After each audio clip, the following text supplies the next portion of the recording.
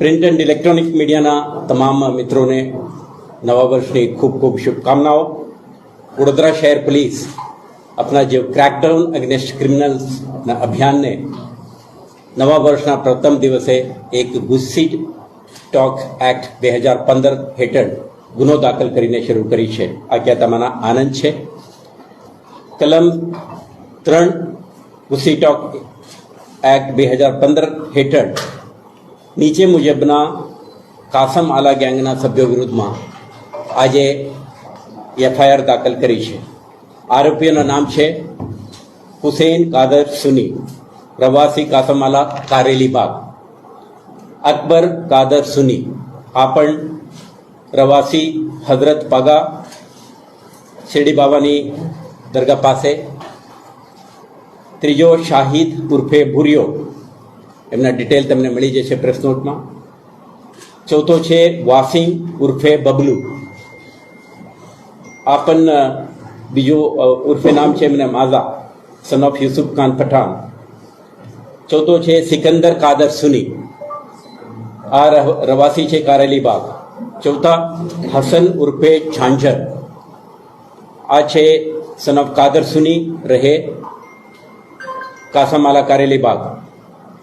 Next है मोहम्मद अलीम सलीम खान पठान, आ है मोतीनगर ना रवासी है।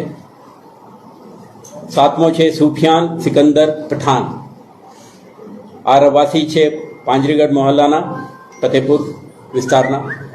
अने छेल्ले नौमा आरोपी है गनी उर्फे Airtel son of Usman Sheikh.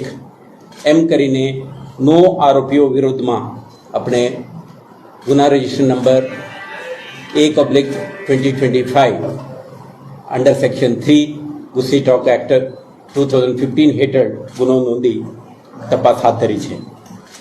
आना ब्रीफ कॉन्टेक्स्ट आ प्रकारનું છે। तारीख 28/12/2024 ना रोज कारेलीबाग पुलिस स्टेशन में अपने 3 आरोपीओ विरुद्ध एक एक्सटॉर्शन अंगेनो गुना अपने दाखल करी थी। आ गुनाना detailed investigation police inspector RG Jadeja crime branch Vadodara शहर नाओ करता था।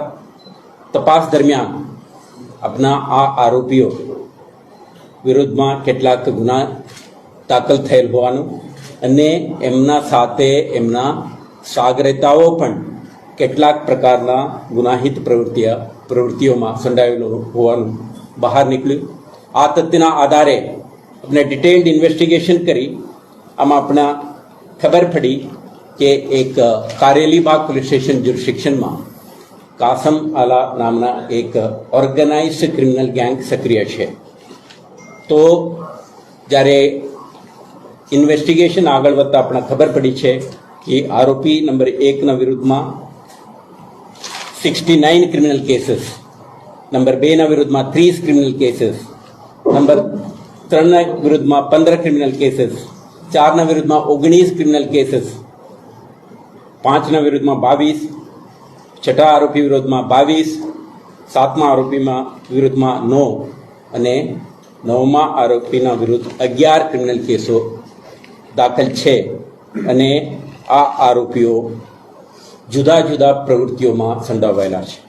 एमना विरुद्ध में जे क्रिमिनल केस है आमा जे लोकोने भयभीत करवा माटे अटेम्प्ट टू मर्डर,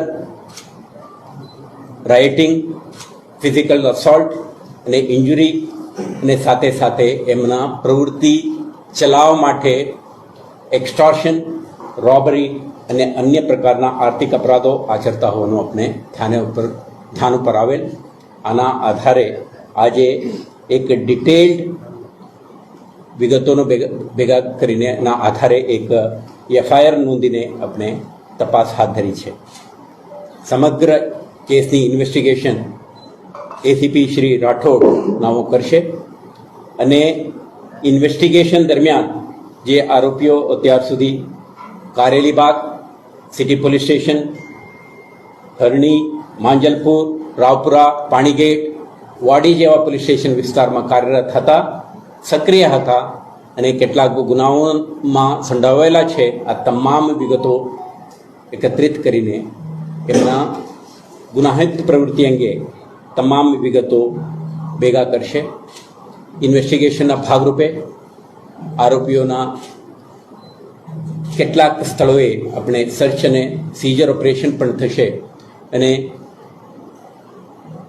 એમના સાથે જોડાયેલ અન્ય કોઈ પણ પ્રકારના આરોપીઓ હોય એમને પણ આઈડેન્ટિટી નક્કી કરીને એમના વિરુદ્ધમાં પણ ક્રિમિનલ એક્શન લેવા માટે આપણે પ્રયાસ થશે.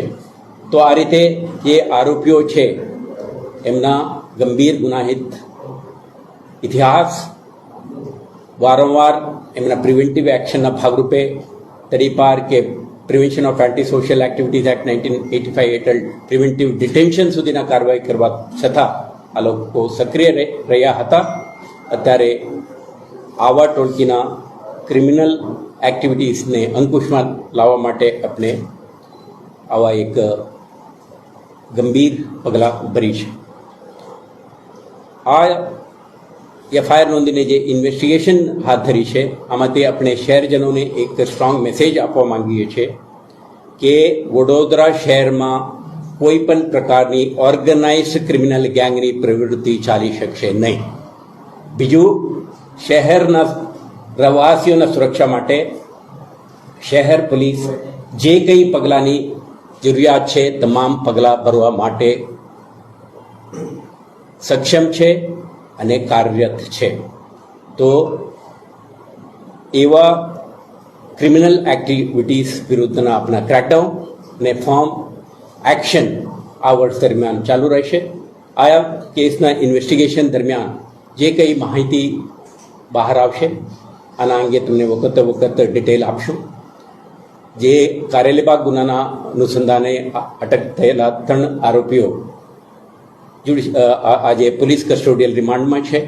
બીજા 6 આરોપીઓને આ ગુનાના તપાસના કામે આપણે અરેસ્ટ કરી એમના આગળની તપાસ હાથ ધરી રહ્યા છીએ. આભાર.